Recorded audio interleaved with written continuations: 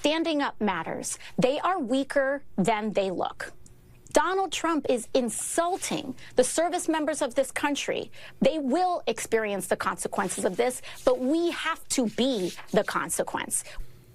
I think there's two things that are happening at once, and this is something that's very important for people to understand. One, there absolutely is an unprecedented abuse of power, destruction of norms, erosion of our government and our democracy in order to prop up an authoritarian style of governance.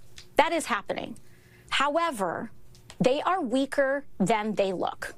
And it is important that we remember that, because what they rely on is the impression of power, the perception of inevitability, in us giving up in advance to say, oh, what's going to happen if I stand up, etc. Nothing's going to happen. They rely on that perception of inevitability and power so that people comply in advance and acquiesce in advance and give up in advance. And at the end of the day, Donald Trump is at record levels of unpopularity in his tenure.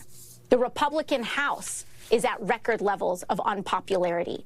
They are underwater across the board, and they know it. And that is causing them to double down in public, but it is backfiring. That is why, whether it's a shutdown, whether it's all of this, they want us to blink first.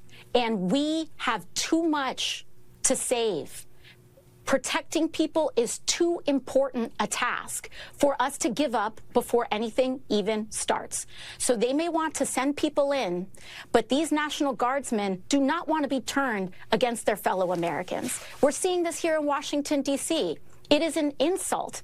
Donald Trump is insulting the service members of this country by putting them on these silly tasks that they themselves do not want to be enforcing.